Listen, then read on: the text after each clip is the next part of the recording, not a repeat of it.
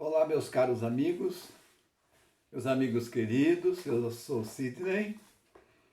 Estamos gravando uma série de vídeos a respeito do Evangelho segundo o Espiritismo, onde nós obtemos essa matéria-prima desse livro lançado em 1864, que é a medicina da alma, a medicina de como nós devemos nos comportar enquanto aqui encarnados. Então nós estamos comentando o capítulo 8º do Evangelho segundo o Espiritismo. Bem-aventurados aqueles que têm puro o coração. Pois bem, como nós estamos falando do Evangelho, toda a doutrina de Jesus é formulada na simplicidade e no amor ao próximo, acima de tudo. Há de se levar em consideração que Jesus não impõe nada como lei, mas ele nos fala em regras de conduta quando menciona: felizes são aqueles que têm puro coração.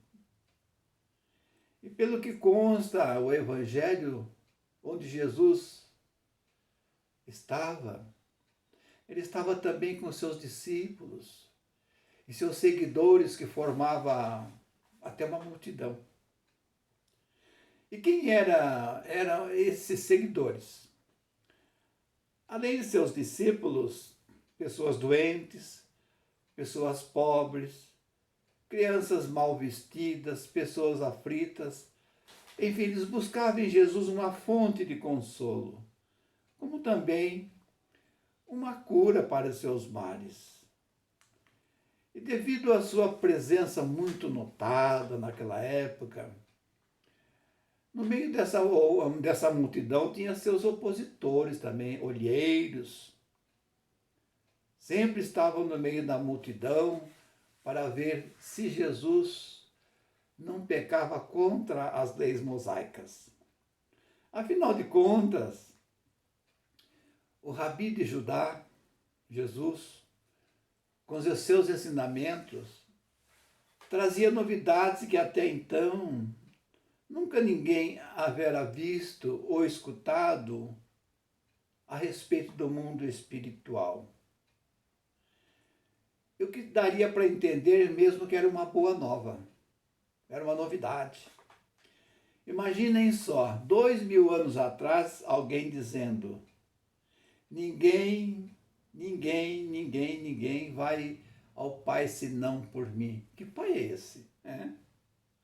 Ou então, na casa do meu Pai existem muitas moradas. Que moradas são essas? Então, Marcos, no capítulo 10, versículo 13 a 16, nós vamos encontrar o seguinte registro, que é muito importante, a respeito da simplicidade e a pureza de coração. Então, da multidão, aquela multidão que sempre acompanhava Jesus, saiu um pai e quis apresentar uma criancinha a fim de que Jesus o tocasse. Mas seus discípulos agiram de uma maneira rude, afastando a criança. E Jesus, vendo naquele comportamento dos seus discípulos, zangou-se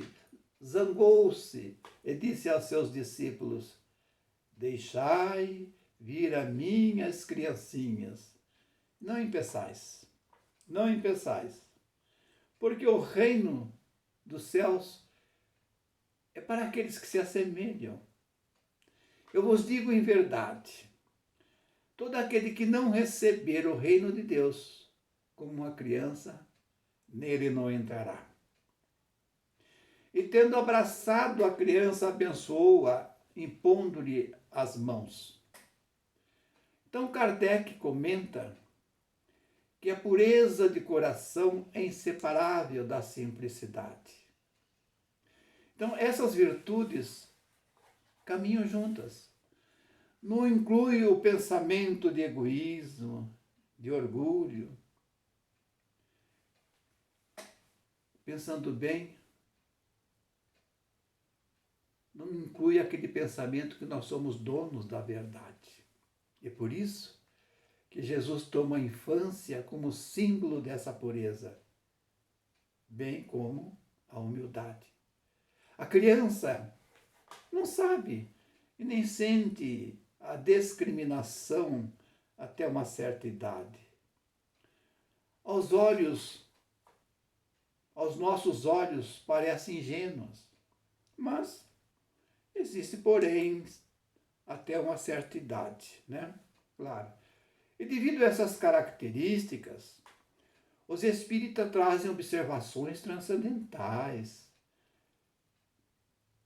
E a nossa origem é de uma refinada sabedoria da criação. Tudo tem um significado de ser, tem uma razão de ser ou estar conforme as leis divinas, ser criança, né? O esquecimento do passado, o começar de novo, facilita todas as passagens em nossas vidas, principalmente aquela reforma interior que todos nós precisamos ter. E assim, não ficamos estagnados. Começamos a desenvolver o nosso intelecto, como disse o filósofo francês René Descartes. Penso, logo existo. Existo para quê? Existe para quê? É o fato que cada um desempenha um papel em seu campo de ação ou na sua existência, seja lá aonde ele estiver. E aqui estamos em um planeta chamado Terra, uma escola, entre as outras, o nascedouro de vida no oceano da vida sideral.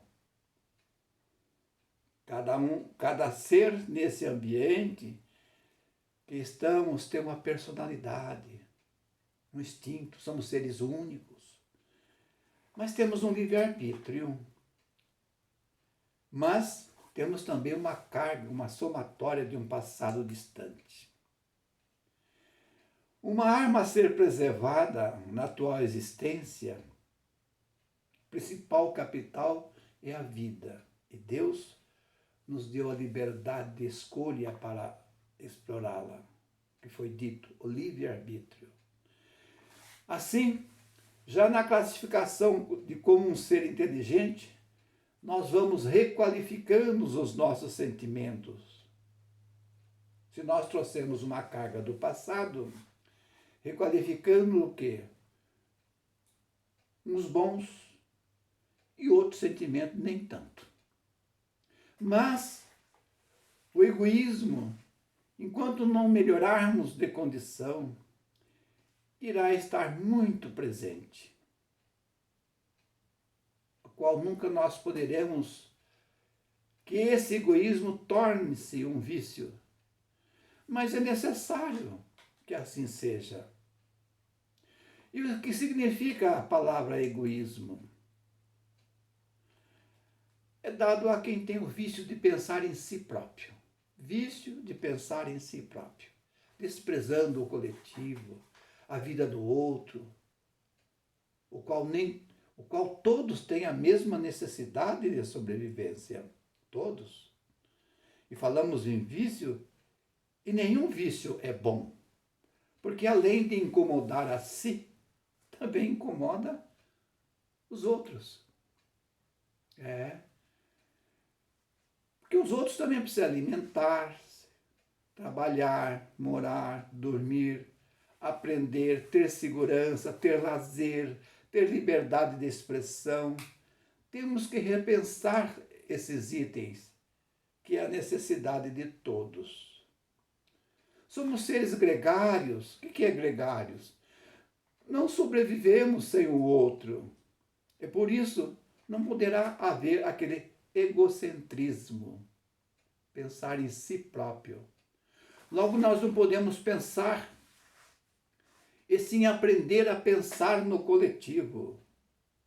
Dizem os pensadores que a coisa mais difícil é lapidar a nós mesmos. O que é lapidar a nós mesmos? É a tal da reforma íntima. E como dizem os pensadores, é mais fácil a gente perceber os defeitos dos outros do que os nossos. E como imortais, estamos aqui a trabalho, a busca da perfeição mesmo. Não tem outro trabalho a não ser assim. Aprender a nos libertar das imperfeições, dos vícios, de muitas existências passadas, bem como a do presente. Porque no requisito da perfeição não cabe vícios. Lembrando sempre que Jesus disse, como parâmetro ou meta, sede perfeito como o vosso Pai o é, que estás nos céus. Ele aqui compareceu como guia para todos que buscam a perfeição. Todos. Lembramos a comparação que Jesus fez com as virtudes de uma criança.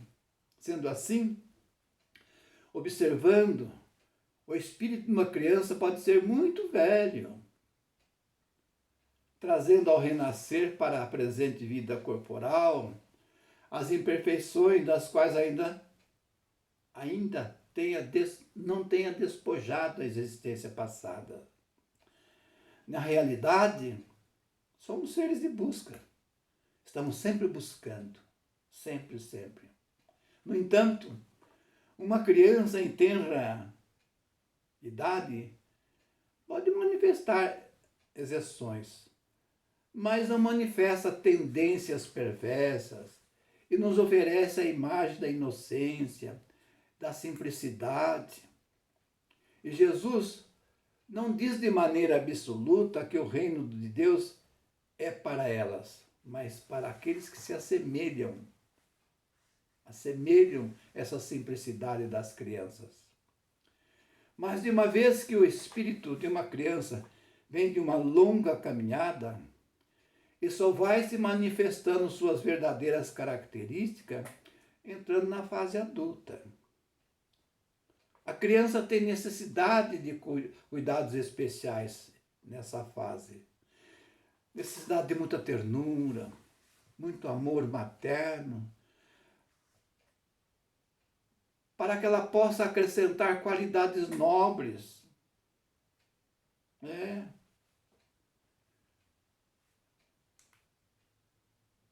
Basta dizer que para uma mãe, o seu filho é sempre um anjo. Sempre aquela pureza. É preciso que haja essa afinidade amorosa para que possa domar certos vícios enquanto criança. Um espírito protetor assim disse, se tendes amor, tendes tudo que se pode desejar sobre a terra. Digo eu, vamos ter boa vontade sempre para exemplificar a força do amor em todos os sentidos da vida. Esse estado transitório é necessário para o espírito, para que ele possa dar um novo ponto de partida, para fazê-lo esquecer ou se tratar de possíveis lembranças negativas do passado, como as neuroses diversas, ódios, vinganças, invejas, traumas. A gente pode trazer muitas coisas do passado para o presente, porque às vezes existem patologias que nem mesmo os profissionais formados no conhecimento das emoções humanas podem distinguir e nos explicar de uma forma correta. De um passado, vem para o presente muitas coisas positivas também, que assim pode agir, tanto intelectualmente, tanto moralmente, mas sustentado pela intuição que conserva das experiências adquiridas em vidas passadas. Após o nascimento, suas ideias retomam gradualmente à medida que desenvolve os órgãos, de onde pode-se dizer durante os primeiros anos de vida. E durante o tempo que os instintos dormitam, ele é mais flexível. E por isso mesmo é mais acessível às impressões que podem modificar sua natureza e fazê-lo progredir, onde se pode atuar nessa faixa de idade as ideias inatas. O que são ideias inatas? Isso que está acumulado no subconsciente espiritual. A educação dos pais para com os pequeninos é de vital importância. Por isso que a tarefa de ser pai é uma bênção na colaboração da criação do Criador aqui na Terra. É uma responsabilidade luminosa muito grande. A túnica da inocência que Deus dá à criança é a porta de entrada para a busca da perfeição espiritual, de uma vez que existe, né, a pluralidade de vidas. E dentro da criação humana, bem como a reencarnação, tanto para um como tanto para outro, é de muita importância, como eu digo, tanto para o pai como para o filho, ou tanto para a mãe quanto para os filhos. Então, na pergunta 385 do Livro dos Espíritos, nós temos uma informação muito boa, cuja reflexão precisamos fazer a respeito desse estágio infantil da criança. A pergunta é o seguinte, que foi feito para os Espíritos da Verdade. De onde provém a mudança que se opera no caráter a uma certa idade, e particularmente ao sair da adolescência? Então ele nos explica a ciência da espiritualidade. Para nós isso é ciência. É preciso que o princípio inteligente seja igual à fraqueza do corpo.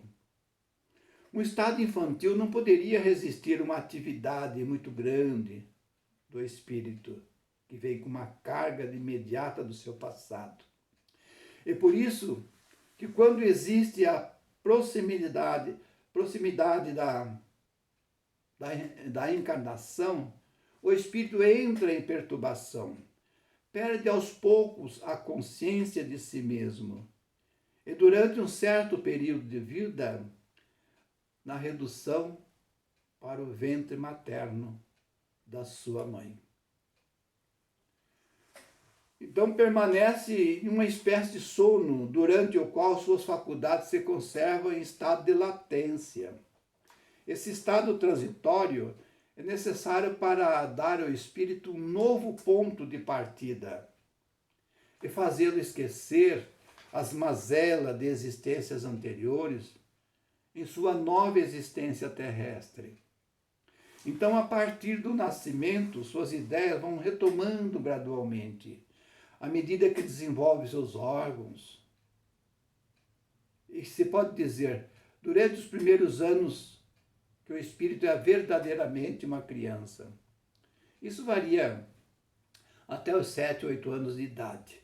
Durante o tempo que seus instintos dormitam, ele é mais flexível, por isso mesmo, mais acessível às impressões que lhe podem modificar sua natureza e fazê-lo progredir, o que forma de uma forma mais fácil para as tarefas do dia a dia, da responsabilidade transmitida pelos seus pais. Mas seu passado, entretanto, reage sobre ele ao renascer para a vida maior, mais forte moralmente e intelectualmente, sustentado pela reforma dos seus pendores. Podemos assim chamar as suas lembranças e tendências passadas, como já foi dito, de ideias inatas. E assim nós temos crianças que nós podemos falar assim, crianças prodígios, que a gente fala assim, não sei onde ele aprendeu tanta coisa, né? Na música, nas letras, nas profissões, nos inventos. E nesse ponto nós temos uma informação de um espírito que hoje, estando no plano espiritual, assim narrou a sua reencarnação passada. Conta ele. Um dia ele estava em companhia de alguns amigos no plano espiritual. Era um lugar muito bom. E ao lado dele havia os amigos de jornada, todos alegres, tocando ideias. Era um ponto de encontro. Era um jardim onde havia uma brisa aconchegante. E todos ali eram amigos de longa data. Na verdade, uma parentalha. Claro que cada qual com suas virtudes, seus defeitos, né?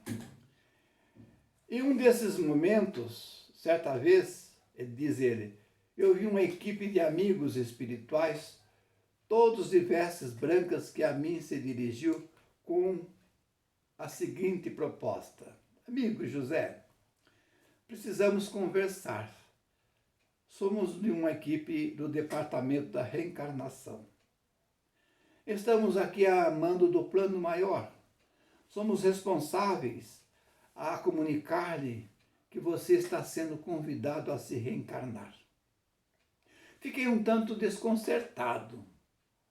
Me passou um filme pela minha cabeça, pois ali estava eu, em meio de amigos, os quais eu teria que deixá-los, do outro lado a minha família, meus primos e tantos outros. Mas os amigos espirituais, observando minha reação, assim disse, José, sabemos do seu conforto aqui, mas as ordens vêm para seu progresso espiritual. Você não poderá ficar estagnado. Existimos para sempre buscar a perfeição. Todos que estão aqui estão sujeitos a se reencarnar. Aqui onde você está, também é apenas um estágio. E aqui você já está há mais de 100 anos da última reencarnação. É preciso voltar para a escola do planeta Terra. Tens um trabalho muito grande pela frente e a enfrentar. É conhecer a si mesmo. E o nosso irmão maior está lhe dando essa oportunidade. Aí eu perguntei, quem é esse irmão maior? Os espíritos responderam, nosso guia planetário, Jesus. Mas seus parentes e amigos ficarão sabendo. Temos uma equipe especializada que dará todo a eles um apoio da sua ausência. Do outro lado, você mesmo poderá se anteceder. Após esse encontro, notei que foi tudo modificando à minha volta. Fui me apagando, me ausentando. E o que aconteceu?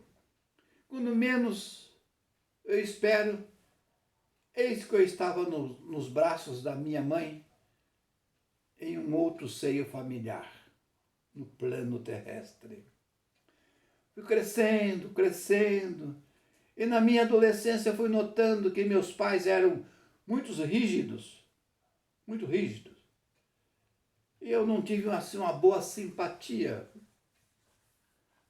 dos meus pais.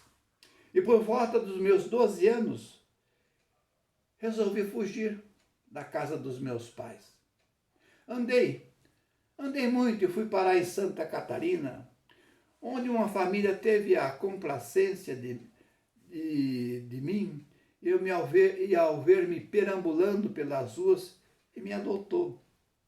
Uma longa história. Nessa família, meu pai adotivo era marceneiro, o qual eu aprendi essa profissão. Já um tanto experiente da vida, com tanta história para contar, fui crescendo e me casei, onde tive um bom apoio familiar. Uma companheira amável e 2 filhos, um homem, uma mulher. Mas por volta dos meus 45 anos, desencarnei. Mas desencarnei com peso na consciência, sempre pensando em meus pais, que eu havia abandonado em Curitiba, e levei isso para a espiritualidade. Mas tive uma boa assistência, sempre me vendo em um lugar desconhecido. Adquiri novos amigos espirituais, os quais eram boas amizades, mas já não eram os mesmos do passado. E lá se foi mais 10 anos, na reentrada do mundo espiritual. Mas sempre eu falando e comentando entre os meus amigos que eu gostaria de visitar meus verdadeiros pais em Curitiba. Até que um dia chegaram a mim alguns amigos e assistentes da espiritualidade, me convidando para irmos visitar meus pais verdadeiros. Nesse plano em que eu estava, eu não via possibilidade nenhuma, nem forças para saber o rumo que eu poderia tomar. Era uma atmosfera espiritual aconchegante, mas se eu saísse dali, não saberia que rumo tomar. Bem, como aconteceu? Em um momento marcado, saímos em uma pequena caravana com a intenção de irmos visitar meus pais verdadeiros. Mas lá chegando estranhei e disse aos meus amigos espirituais: mas aqui não é minha casa de origem, não é a casa dos meus pais, aqui é minha ex-casa. Observamos todos os cômodos e ao chegar no quarto lá estavam dormindo meus 2 filhos, já quase adultos. Os amigos espirituais assim me esclareceu. A casa dos seus pais, eles não moram mais lá. Os 2 faleceram já há alguns anos e estão reencarnados em seus 2 filhos. Nesse quarto está a sua mãe na figura da sua filha e seu pai na figura do seu filho. Eis, meus amigos, o que é a misericórdia de Deus. Essa é uma passagem verdadeira que nos dá a possibilidade de fazer uma profunda reflexão da fala de Jesus. João, evangelista, registrou em Paris em 1863 e nos deu a seguinte mensagem.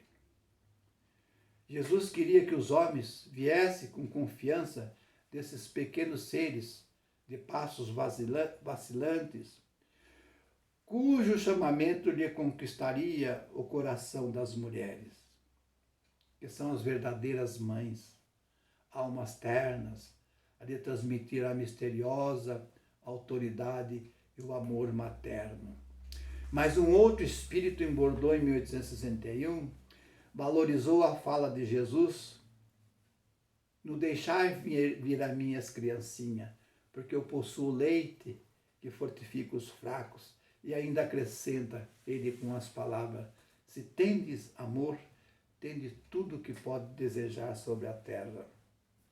Se tendes amor, tereis colocado o vosso tesouro lá onde os vermes e a ferrugem não pode atingi-los, e vereis apagar-se sensivelmente de vossas almas tudo que se pode manchar a pureza.